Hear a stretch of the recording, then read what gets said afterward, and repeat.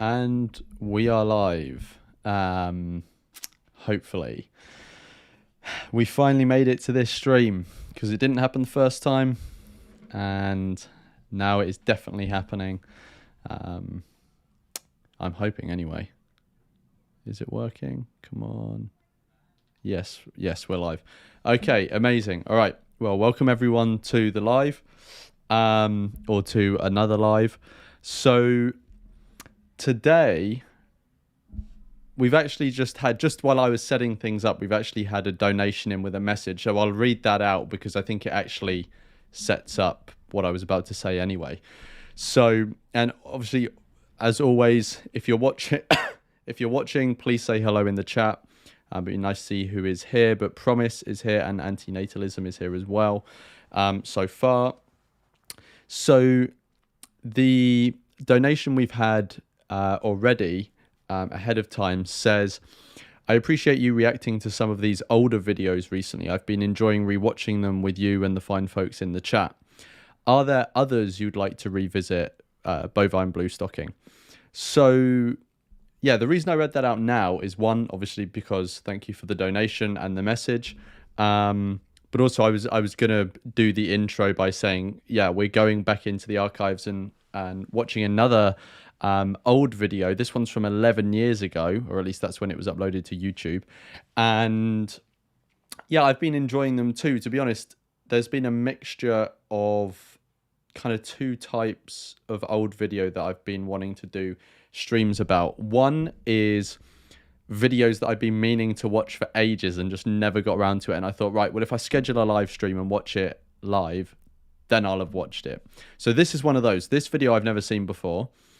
The other type of video from the archive is ones that I have seen before and I wanted to rewatch because I haven't seen them in ages, or I thought they'd be good live and blah, blah, blah.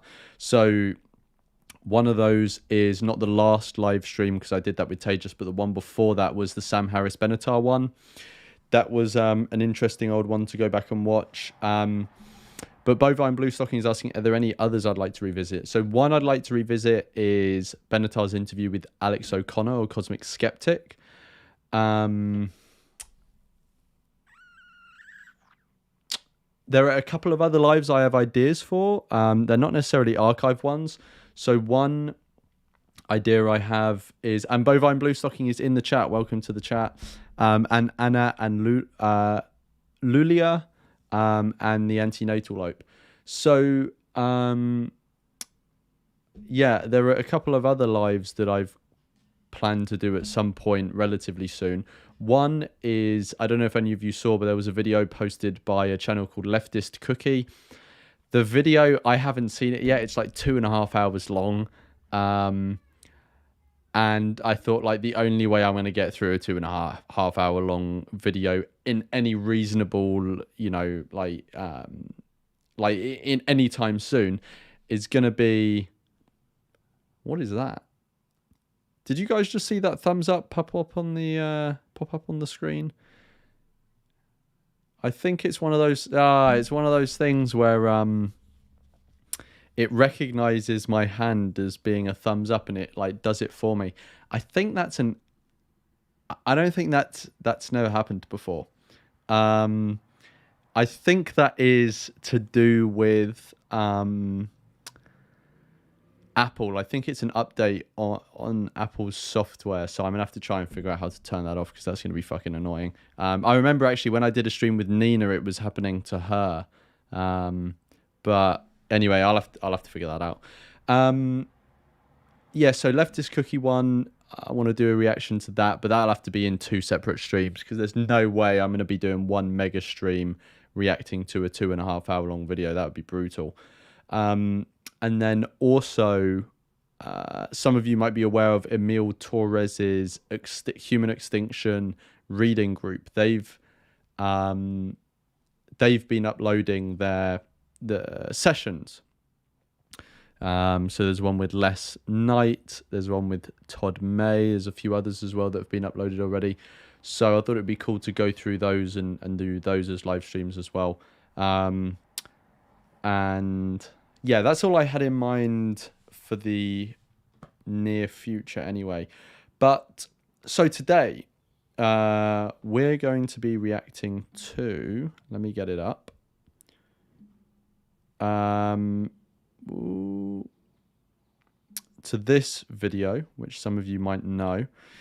So it's cut off a bit here, but it's debating Benatar. Should the human species pursue its own extinction? Now, I haven't seen this video before, so I might be misguided in what I'm saying here or incorrect. But it's not a debate with Benatar. I think this guy has read Benatar and is doing, is giving a presentation and a talk on his thoughts on what Benatar has said. Now, I always assumed he would be against what Benatar is saying, but I actually skipped through this. So I still haven't properly seen it, but I skipped through and watched like a couple of 30-second segments. And unless I'm like massively misunderstood, it seems like he actually might be sympathetic towards what Benatar is saying. But I guess we'll see. So yeah, that's what we're going to do this. I was going to say this series. I don't know what the fuck's going on. This live stream. As usual, though, what I'm going to do is we're not going to be watching it on YouTube just for any potential issues. And I'm already getting a warning that there might be some issues on the live stream, for fuck's sake. But we'll see. But what I've done is I've pre-downloaded it, boosted the volume, so that if there's any volume issues, and we can watch it that way. So, yeah. So I don't think there's anything else we really need to go over. MJ is also in the chat, and JE. If anyone else is watching and they haven't said hello in the chat, please do so. But yeah, I think we can go for it now. I'm going to try and keep this stream a quick one because I do need to leave latest 6:30, which is in 1 hour 20 minutes. So this is only about half an hour long, which should be fine. But yeah, this is going to be a bit of a short and sharp live stream because I have got somewhere to be after this. So cool, let's go. Hi, Jimmy Experience, and it's Sage as well. Cool. We were at the Mary Robinson talk. I didn't see it myself, but I think there's maybe a little bit of an overlap. So I'm going to spend the first little while in my talk. We'll get to Benatar, but I just want to put a little bit of context on what I'm going to say. And I don't want to claim to be an expert, so it's a bit unusual to be talking about somebody else's work rather than your own. But I felt that this was an appropriately interesting topic to to pursue in this forum. Potentially controversial, but I think if we have a sort of a calm look at it and maybe even a slightly bemused look at it, then it could be productive. So I'm going to start with a few disclaimers. So firstly, as far as I can discern, Benatar is a high-quality moral and ethical philosopher. He's the head of the philosophy department in Cape Town, University of Cape Town. I'm not a trained philosopher, so you might think it's a little bit presumptuous that without even talking to the man, I'm going to present some of his arguments. But I feel that they are relevant to some of my own work, which is in the area of reproduction and evolutionary biology. And so when I see a book on a shelf that says that it's morally dubious for humans to reproduce, I feel it's a book I should read and try and understand. So what you'll be getting tonight will be my interpretation or understanding of Benatar, not Benatar. So I'd urge you to read the book yourselves. It's published by Oxford University Press. It's an absolutely beautifully written book. I think it's exquisitely written and argued. Yeah, to be fair, I find Benatar very easy to read. I like his writing style. Not claiming that in the sort of deep philosophical parts of it that I'm competent to judge or follow the arguments myself. But I think the core part of his argument that relates to my work and that he founds all of his subsequent arguments on is something that we can probably look at tonight. I've also, I think it's a good day to put this up because Wikipedia was out of action today. So when you give a talk like this, you have to scout around for some sort of general background. So I've committed this major mortal sin. using Wikipedia to fill in some of the gaps. What I'm going to do is skip slightly ahead until he actually gets to his presentation. Of the core or major conclusions that Benatar arrives at, and this is really like the blurb of his book. So he says that it's okay, maybe I will. Introduction. I'm in some of the gaps in the introductory slide, so I hope nobody will hold that against me. And as I've just said, I don't speak for and I have never spoken to David Benatar. So again, I think what you're getting tonight will be my interpretation. So before I go into a little general introduction, I just want to throw a preview of the core or major conclusions that Benatar arrives at. And this is really like the blurb of his book.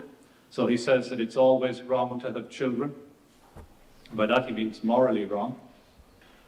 It would be better if pregnant women aborted fetuses in the earlier stages of pregnancy. He assigns, I guess, some rights to fetuses. Yeah, so my understanding is that when he says that, when he says earlier stages, he means like before sentience arises. Later stages of pregnancy, but for early fetuses, he feels that it would be correct to abort them. Welcome to the chat, Holger and TY. It looks like we got people from Sweden and Korea, which is pretty cool. Two completely different areas of the world. If anyone else wants to share where they are at the moment, where they're from, please do so in the chat. Ideally, there should be no people in the world.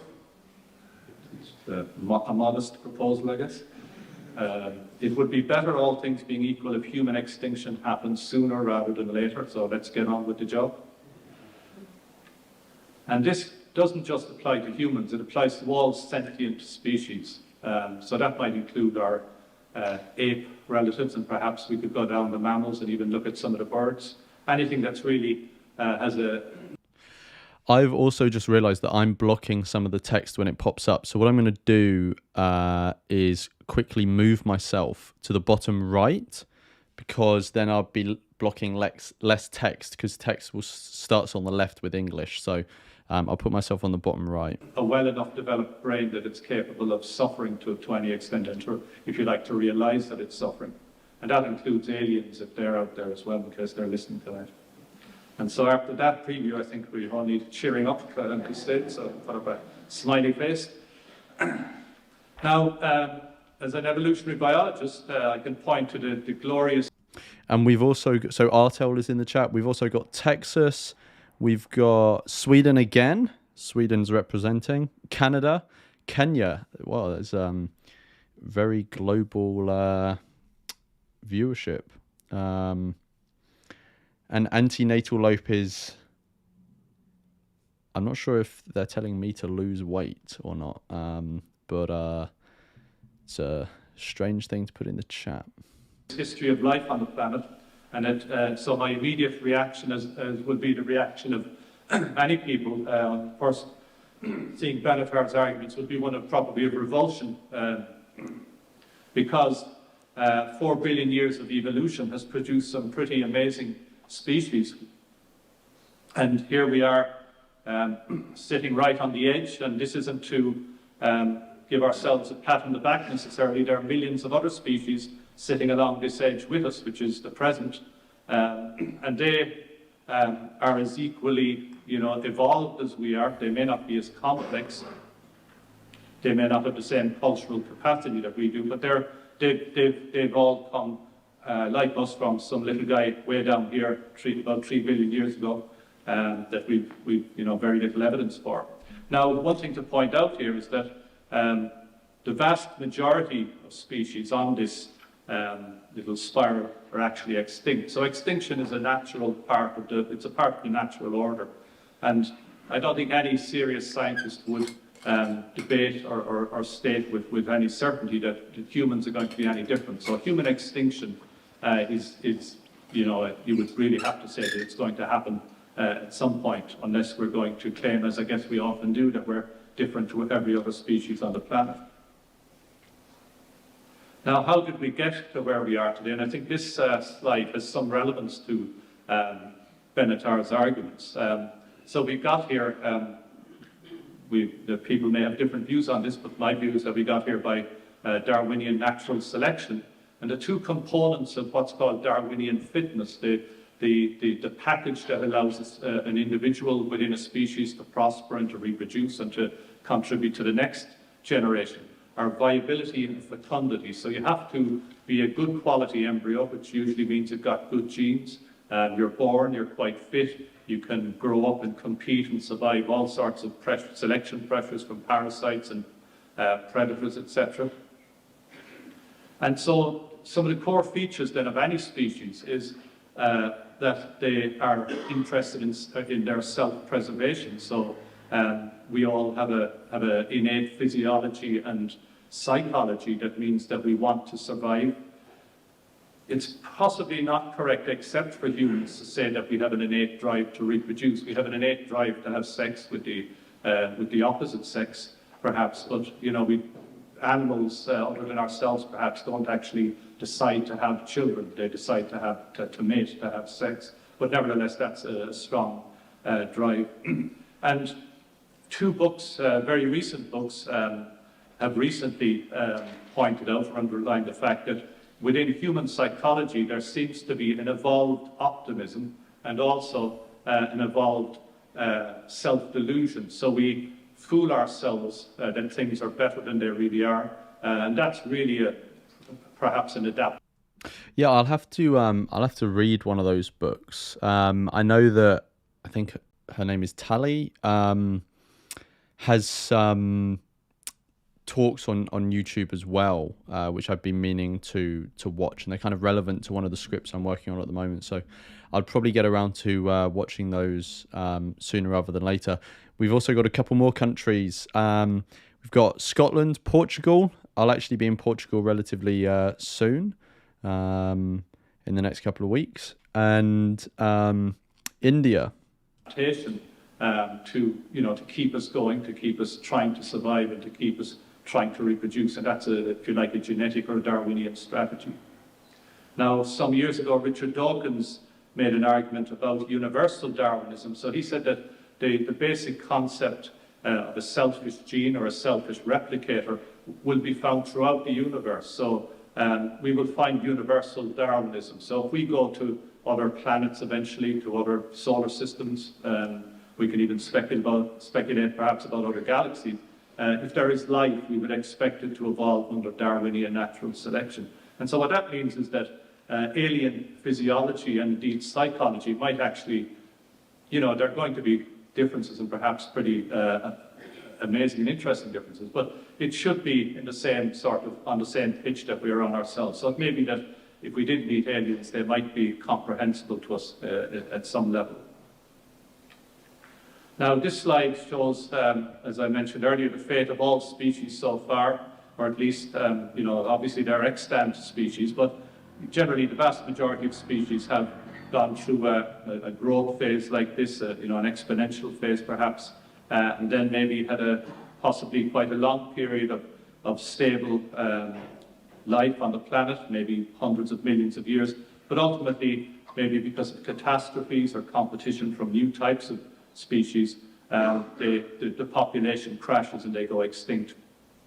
And that's potentially or likely what's going to happen to humans ultimately. And now there's a lot of speculation and philosophical work, and I guess scientific work, around this possibility that we might be able to engineer ourselves out of this potential future and be able to continue indefinitely as a successful species. We've also got Italy and Brazil as well. There's people from all over the world here. It's pretty cool. And Anna asked, will you be doing activism in Portugal or just for personal reasons? No activism, just there for a friend's birthday. No activism. To be honest, I don't really have any time for activism. There's a nice philosophical argument by a guy in Oxford, Nick Bostrom, who's a Swede, I think, and he works on the self-selection bias, which is an argument about a probability argument that says if you're self-sampling yourself, then strange things happen and you can make strange conclusions. So as a human being, saying to myself, I'm a human being, it's far more likely that I'm alive in this part of the graph than down here. And this is just a probability argument, because there are very few humans down here, but there are lots of humans up here. So strictly on a probability basis, if I say, here I am, and I look in the mirror, then I'm more likely to have lived in the part of the curve where most humans live. So that's and as we know, with high numbers, etc., probabilities can become certainties.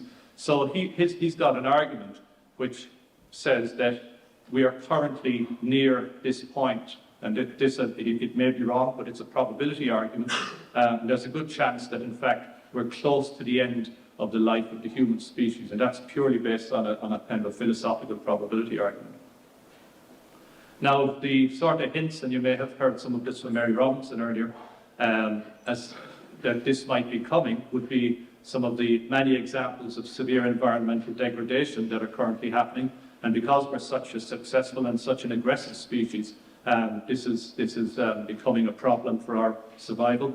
So this slide summarizes many examples of the devastating loss of probably non-renewable resources, such as forests, wetlands, species going extinct, farmland, etc. And this statistic, Rosario might be able to correct me, but let's just use it as a rough estimate.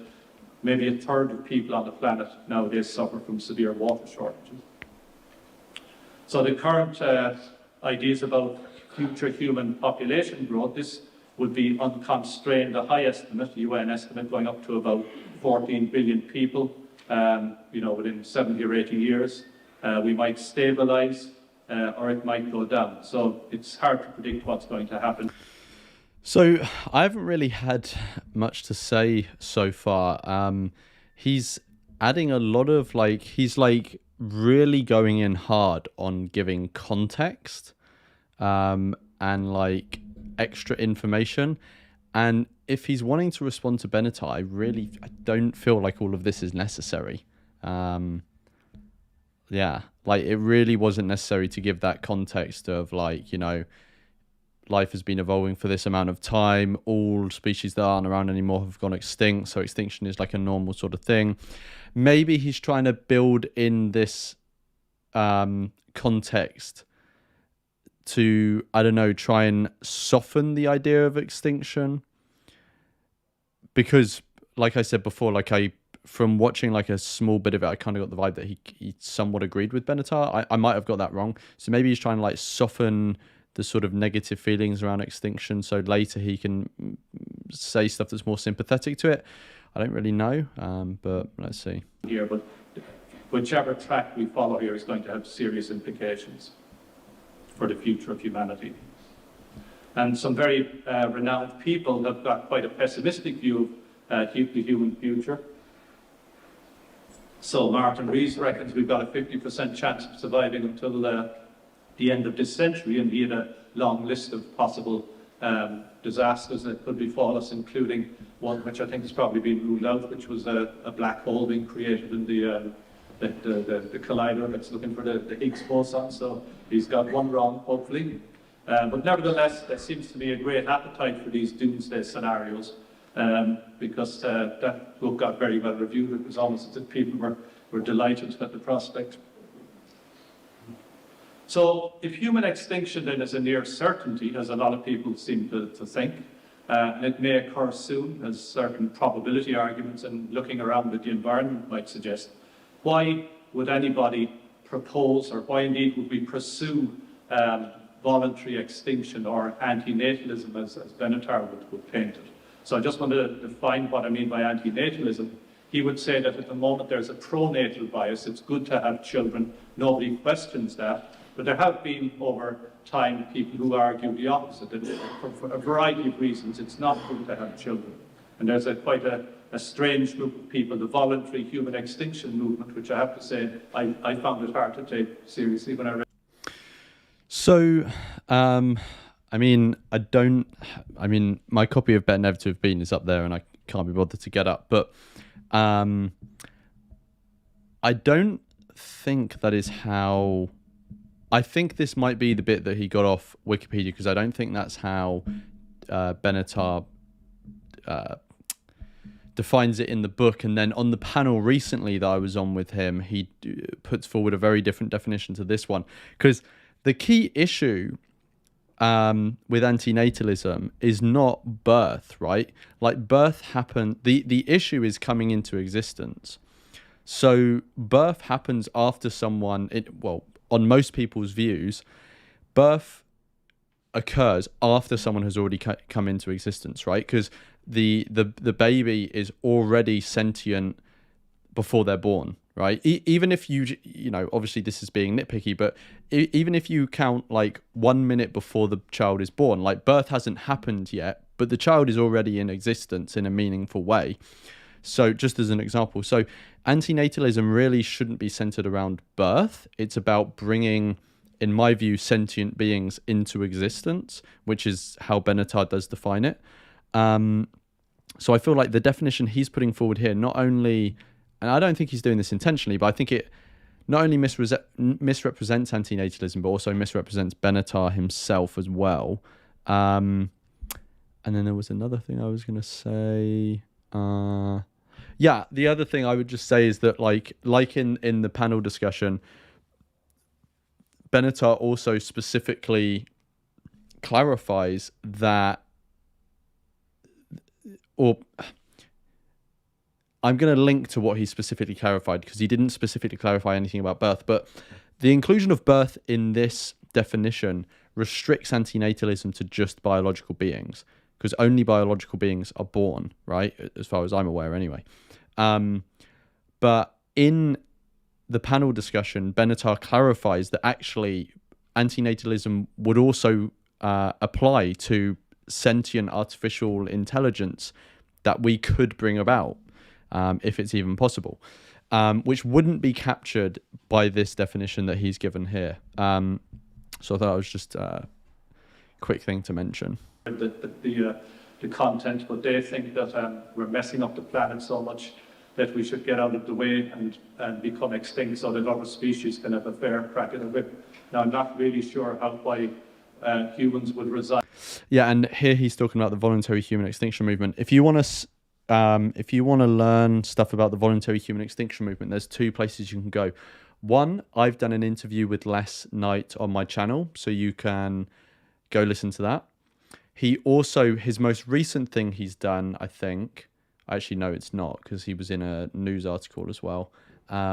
Interestingly, there's a local newspaper in London that's like very well known for being like read on the tube. It's called the Metro.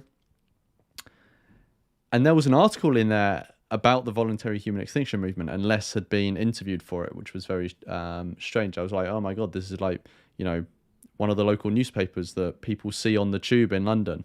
Although less now, because a lot less people since smartphones have come about read it. But it was interesting seeing an interview with him there. But anyway, he was also interviewed on Emil Torres's Human Extinction Reading Group, so you can also check it out. Check him out there to learn about the voluntary human extinction movement. I'm in favour of rattlesnakes or shrubs myself, but there you have it. So some of the arguments in favour then of antinatalism, well, there's a version of it which says we don't want to go extinct, we just want to reduce human reproduction in order to stop the depletion of non-renewable resources and the famine, diseases and wars that can come as a result of that. And that to me seems to be a very sensible idea. There is, as I just mentioned, there's... Yeah, so that's more of like what I guess I'd refer to as maybe like denatalism, because I think like antinatalism, in our like current philosophical understanding is about no procreation, right? It's an opposition to it. But the sort of strand of antinatalism before how it is now, and we understand it now, was more like denatalism. It was about like reducing the human population rate associated with Malthusianism, neo-Malthusianism. I have a video on Marie Yu, who was a French, she actually was an antinatalist, but she was part of a denatalist movement called neo-Malthusianism in France. She's a super interesting and controversial and pioneering person. and it would have been super cool to live at the same time as her and meet her and be able to interview her. But yeah, very interesting character. She was definitely an actual anti-natalist. But yeah, so but before 2006, when Benatar's book came out, and that was really a watershed moment into the more current philosophical understanding of anti-natalism. Before that, it was more denatalism and Malthusian and stuff like that. This idea that humans are the nastiest species that ever evolved. It may not have occurred to these people that all species are the same.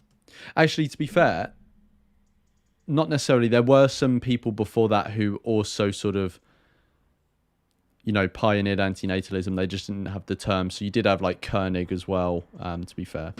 Looking to their own survival and the spread of their genes.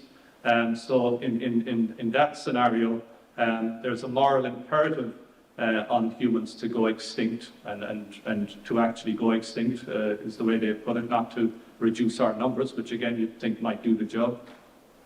And then we'll come to Benatar in a few minutes.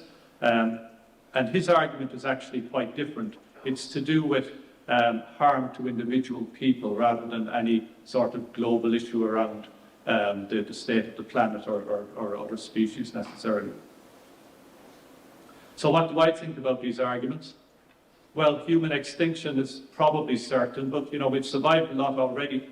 And in fact, there is evidence from genetics that at points going back maybe 70,000 to 120,000 years, the human population may have undergone bottlenecks, some of which could have been as low as 1,000 humans on the planet. So in Africa, and around the time that humans were coming out of Africa, we potentially could have gone extinct on several occasions. Now these numbers are open to debate. We will see other numbers, maybe 10 or 12,000, but there's no doubt that there were periods in our evolution when we were well past the apes, if you like, when we nearly went extinct. But we're here, and until something nasty, extremely nasty happens, there are lots of things we can do. We can look at technological advances. Voluntary reduction in fertility and female education seems to be an important component of that. Political advances, perhaps the creation of human-free zones. What if we depopulated large parts of the planet and to give the planet a lung? This might happen in any case if there are any more Chernobyls. And then we've Mary Robinson, of course, she'll sort us out, hopefully. So, all of what I've been talking about so far, according to Benatar, would be of pretty peripheral interest, because his argument really, I think in many ways, is more fundamental from a moral perspective. And so he's come up with a very specific argument against the morality of humans reproducing. And that's what I'm going to focus on for the rest of the talk. So who is David Benatar? So he's a proper grown-up philosopher. So we're like nearly halfway through the whole video, and we're only just getting to Benatar now. There was a lot of preamble, but at least we're now getting into the bulk of it. He's a professor in Cape Town. He's the head of department. As Willie said, I couldn't find a picture of him. So there's even a bizarre website that has a kind of a conspiracy theory about this. But he's a Oh, I'm not aware of that website. Serious philosopher who has worked in moral and social philosophy and ethics. He does seem to have an interest in, we'll say, maybe the farther shores of some human issues, corporal punishment, circumcision, fetal pain, but he's entitled to that. And this is his book. So I'll spend a few minutes just going through some of his arguments. So this is the book's dedication, which I think isn't actually tongue-in-cheek. If you read the book, I think he's quite sincere when he says this. To my parents, even though they brought me into existence, and to my brothers, each of whose existence, although a harm to him, is a great benefit to the rest of us. To be fair, I thought it was a nice dedication, because it also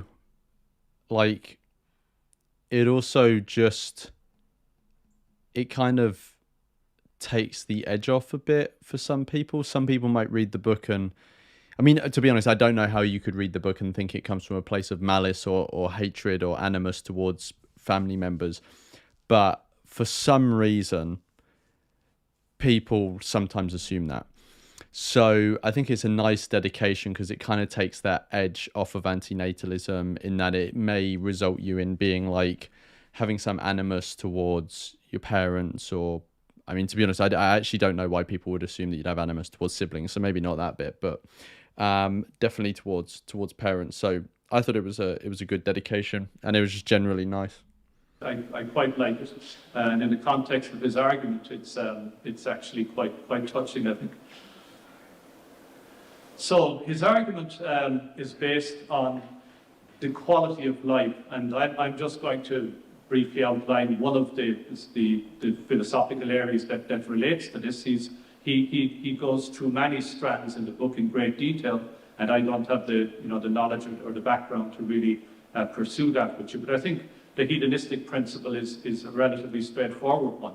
So this is a school of thought that argues that pleasure is the only intrinsic good, that we should pursue pleasure above. Oh, so, I mean, unless he's going to come on to it second, he's kind of skipped over the axiological asymmetry, which is the main sort of, well, I don't know if you call it, I guess it is the main bit of the book, even though it doesn't take up the bulk of the book. It's sort of like the main thrust he's putting forward, but maybe he'll get to it after. Pain, and we should try and maximize net pleasure, whatever that means. And this is a long history, so way back in the BCs, Democritus said that the supreme goal of life was contentment and cheerfulness.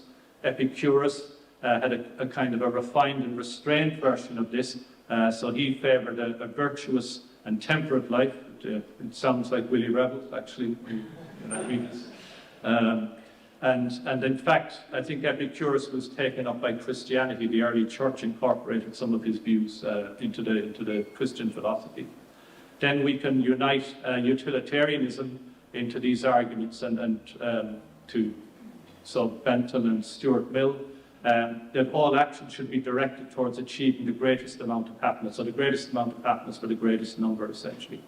And then there's a modern philosopher who defines hedonism as an introspective attitude to life based on taking pleasure yourself and pleasuring others, and not just sexually, let me point out, without harming yourself or anyone else. So I think many people will agree that those are absolutely reasonable starting points to think about debating how we should live our lives. Now, founded on those sorts of approaches, Benatar has identified what I would call a key asymmetry, and this is absolutely the core of his argument. And the only reason that I feel confident or presumptuous enough to talk to you about it is that I think that we can all understand this, and this is the foundation of his book. And it's such a simple argument that half of the people I've talked about have said, "But that's obvious," and the other half have said, "But that's bonkers." So it's that sort of argument, and I think it's the E = mc squared of human existence myself, but I may be wrong, and maybe somebody in the audience can prove me wrong later. So he says, let's think of two scenarios. Scenario A, somebody exists, Mr. X. So in that life, there will be pain, which, let's agree, will be bad, so we'll give that a minus. And there will be pleasure, which is good, so we'll give that a plus.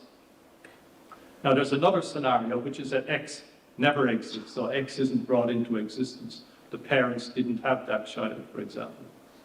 What happens to these values in this scenario? Well, one way of looking at it would be to say that the absence of pain, because if you don't exist, you don't suffer, is good, so we'll give that a plus.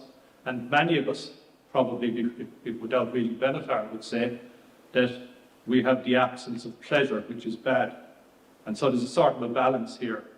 And so, that's a symmetrical graph. But that's not what Benatar says. What Benatar says is, he comes down as far as here, absence of pain is good, but he says absence of pleasure is not bad, and he gives it a 0. Now, this isn't the cork, not bad. Why you buy? Not bad, buy. That's good. So, to avoid confusion, I'm going to change his not bad to neutral. Still a 0. So in other words, the absence of pleasure is a neutral. So why is that? Well, his argument, and this is the absolute foundation of his argument. If you're not born, if you don't exist, you don't suffer, and you don't miss the pleasures that you might have had if you did exist, because if you don't exist, you can't be deprived of pleasure.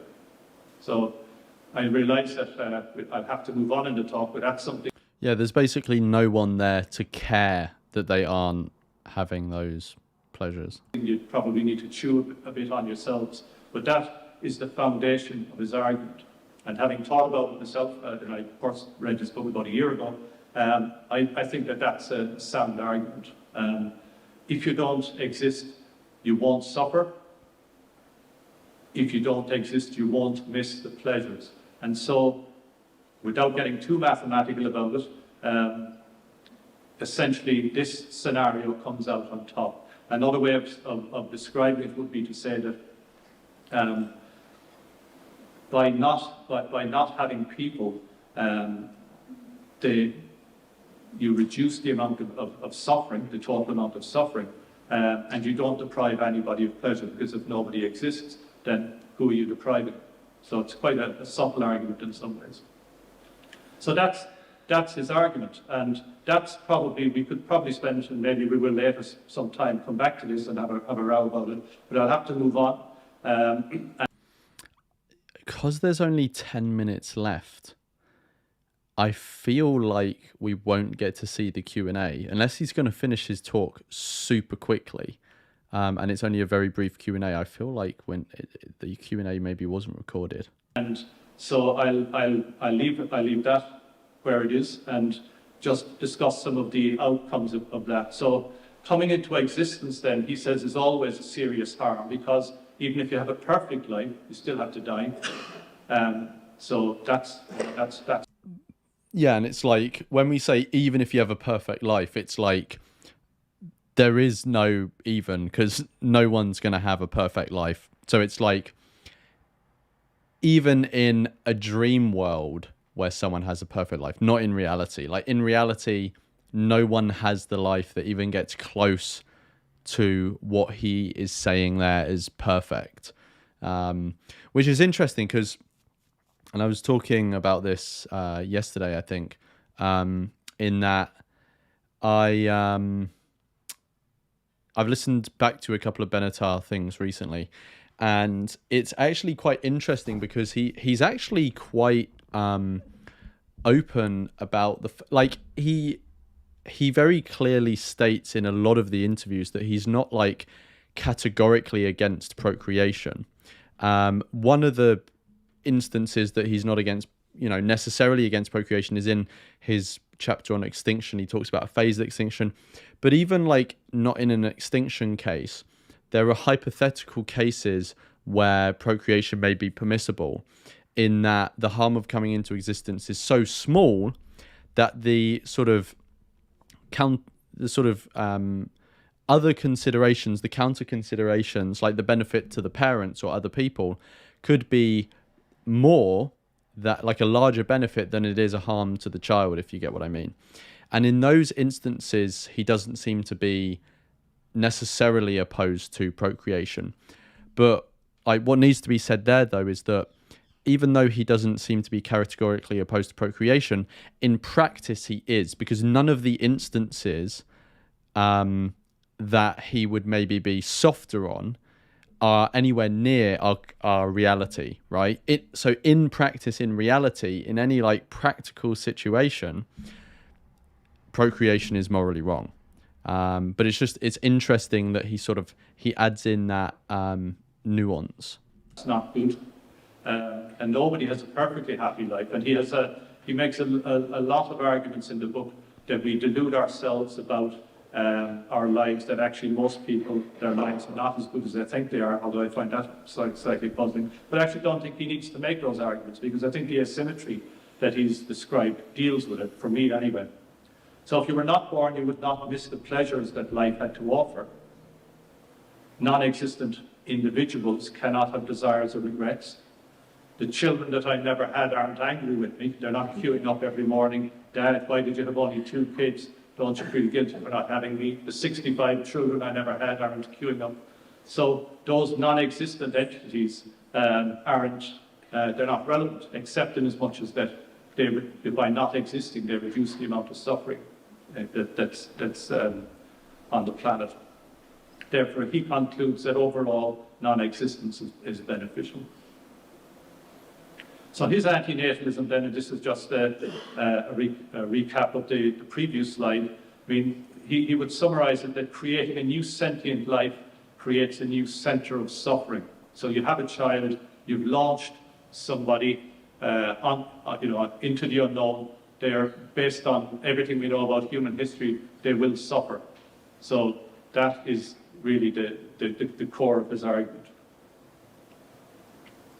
So he doesn't advocate, so people, well, let me just go back 1 minute. So many people then will say, well, surely if you exist, there's a balance. You know, let's add, subtract the pain from the pleasure. But if you have a net positive sign to that equation, then surely life is worth living. And Benatar says, no, that's not the way it works. It's simply that if you exist, you will suffer. If you don't exist, you won't suffer, and you won't miss the pleasures that you might have had. He doesn't advocate discontinuation of existing lives for a variety of reasons, not least because to do that would be illegal.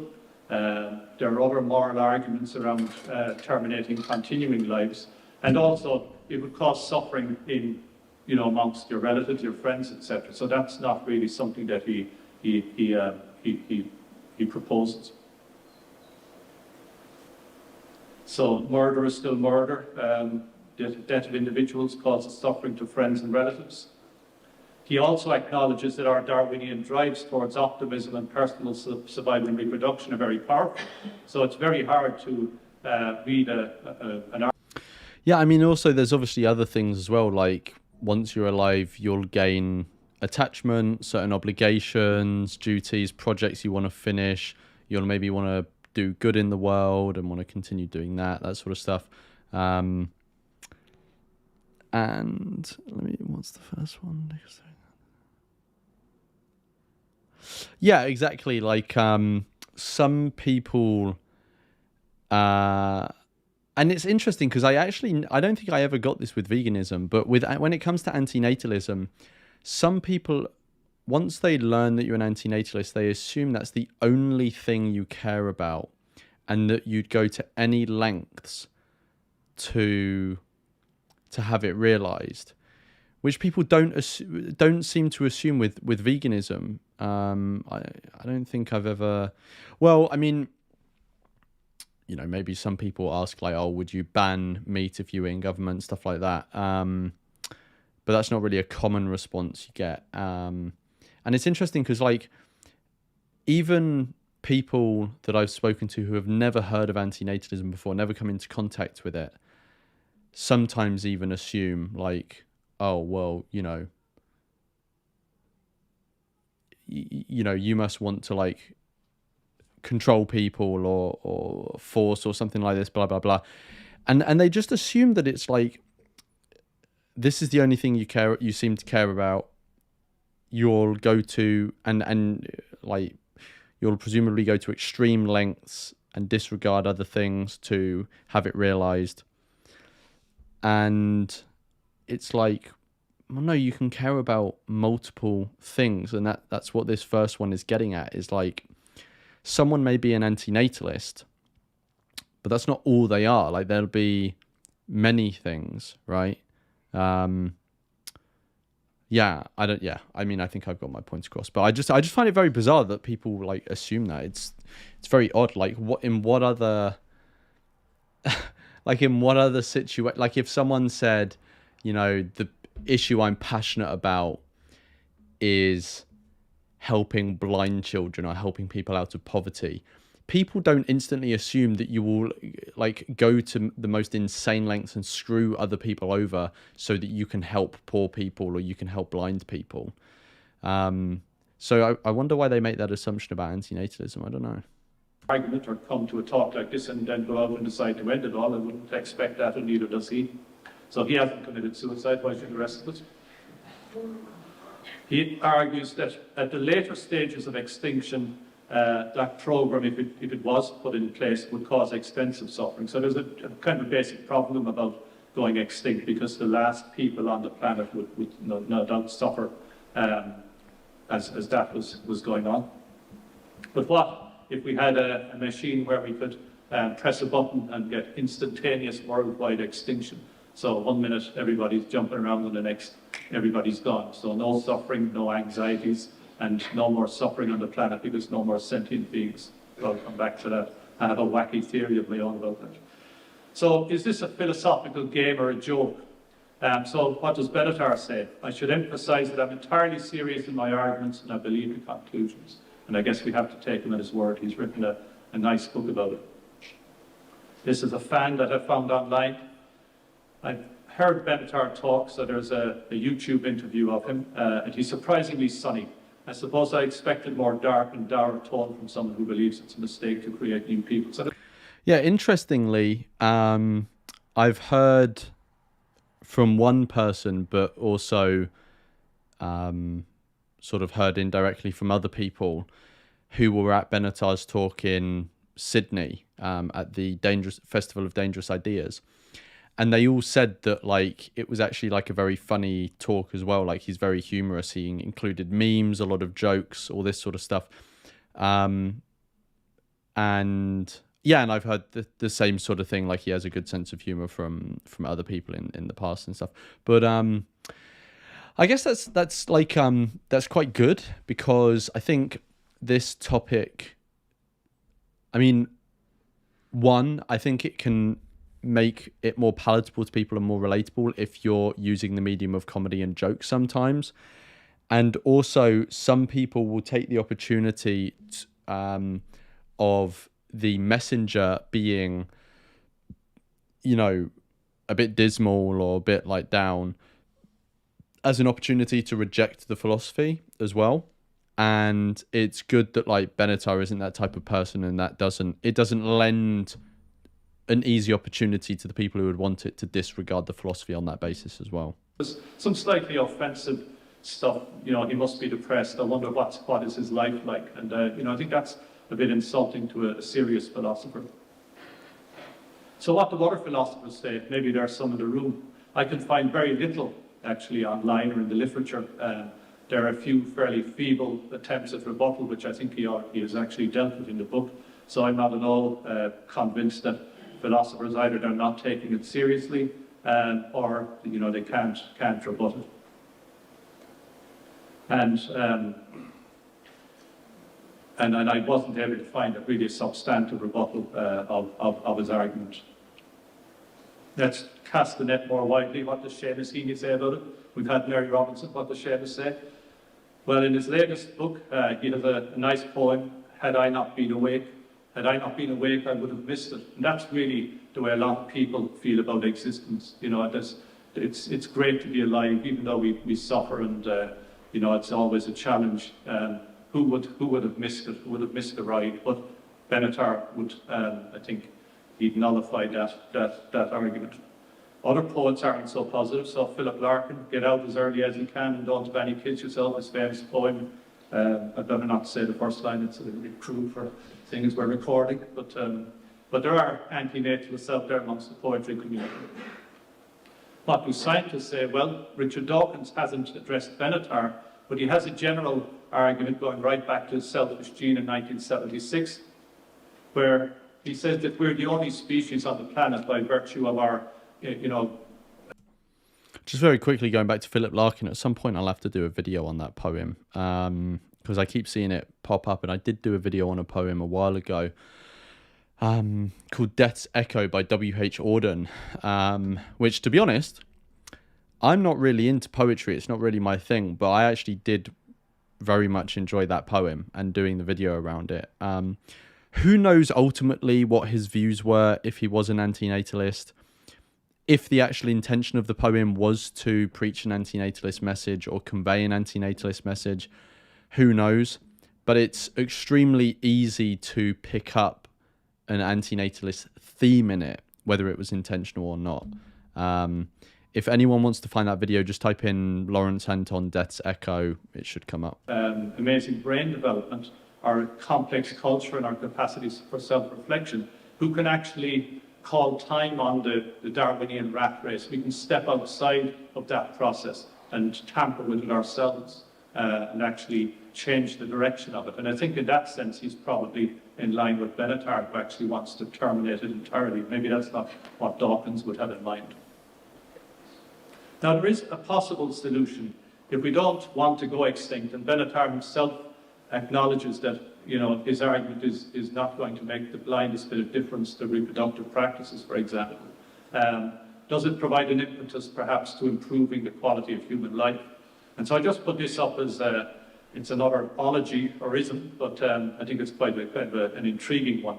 So there's a field called transhumanism, where people are actively pursuing and thinking about how we can engineer humans into essentially a different species, and maybe a technology-based species, with upload our neurons or the contents of our brain. Interestingly, I don't think David Pearce is mentioned on that page, unless I'm missing his name somewhere, which is a bit of an omission.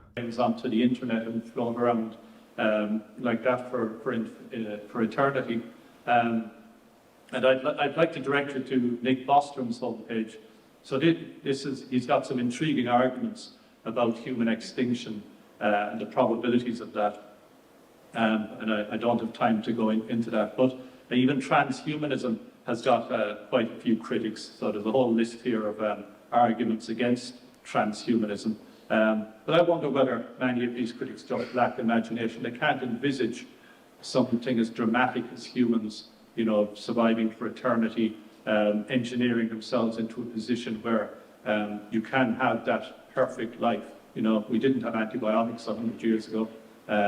It would, you know, if you went back to the Middle Ages and you could cure some of those infectious diseases, it would look like transhumanism. So we shouldn't put too many boundaries on our imagination, I think. Now, the last few slides, I want to just, this is a bit of nonsense I've tagged on to the end of Benatar, so please don't hold him accountable. If we think about advanced alien races, so Mr. Spock here, who was pretty high up on the scale when it came to morals and ethics and logic, what would they make of Benatar? Well, you might think that if they were convinced by him, that they would go extinct voluntarily. Now, if they have Darwinian, I'm assuming that they've outreached their Darwinian impulses, and they're you know, purely logical and in some sense ethical. So maybe there are no advanced aliens out there, because once they reach a certain level of stage of intellectual development, they decide that they agree with Benatar and they disappear. Or, perhaps more worryingly, maybe they make that ultimate sacrifice by foregoing their own extinction, and they help other species to go extinct. So sterilizing whole planets in an instant might be feasible for aliens. You could think of I'll show you an example of a Death Star in the next slide or two. So I feel that we should be nervous about meeting nice aliens, the nasty ones that just want to take our dilithium crystals with our warp engine drives. We can deal with that. But if we meet these highly moral, ethical aliens, they might actually be going around the galaxy trying to do various planets where they're suffering a favor by wiping everybody out instantaneously. So an alien Death Star isn't just science fiction. We have the technology. So this is from the Daily Telegraph in just a week ago. A black hole is blasting an immense jet of energy into a neighboring galaxy, and it's essentially frying whole solar systems. So in fact, the engine is out there if we want to instantaneously destroy life on entire planets. If the aliens got a hold of that, we might be in trouble. So conclusions. I'm not aware of successful counter-arguments to Benatar, but I'm open to education on that. I do not believe his conclusions are implementable, neither does Benatar, incidentally. His argument has intellectual value. You know, we're interested in the size of the universe, the age of the universe. Yeah, even like people I've spoken to who don't end up agreeing, they feel like anti-natalism at least adds something to the conversation. Like you can find common ground with even the most, well, actually, maybe not the most extreme pro-natalist, but you can find an anti-natalist can find common ground with quite a lot of people, even if they reject anti-natalism. And I've found that in my conversations. Like a lot of people will understand it to an extent. They may just not want to accept the actual conclusion. There's things that don't necessarily produce the next cancer drug. So I think that it's potentially a profound argument about human existence. And again, I might be ultimately corrected on that point, not being a professional philosopher. But to me, it does seem to have a simple logic to it. And I think his views might provide an argument for responsible reproduction. So get rid of this idea that we can all have sex and damn the consequences. But of course there are dangers with that, because you can very easily drift into a sort of totalitarian scenario where we're limiting people's personal reproduction, and there have been many histories of that sort of thing which haven't really worked out very well. And beware nice aliens. So I just want to finish with this slide. So I'm warming to this idea. And Willie, are you looking very carefully? Oh, I thought that was initially I thought that was a picture of Les in the middle, but it's obviously some person in the audience who he's making a joke about. But yeah, okay. So to be honest, I kind of got the vibe that this guy was actually quite sympathetic to Benatar and maybe, kind of agreed with him, but kind of didn't want the backlash of doing so. So I think he sort of was quite tame in how he was speaking. But yeah, I mean, I'm glad I finally got around to watching that one. That has been on my watch later list for literally years. Yeah, nice one. Right, I am going to sign off because we have just been able to fit this into about an hour, which is good because I need to head off. But I wanted to say thank you so much to Bovine Blue Stocking for the donation and the message. Thank you everyone for saying hello in the chat and for watching. I hope everyone enjoyed it, whether they've seen that video before or not. There will be more live streams coming up. I don't know exactly when, but stay tuned. I hope everyone enjoyed the Alex O'Connor video that came out yesterday. And I think that is everything. So I will see everyone in the next one.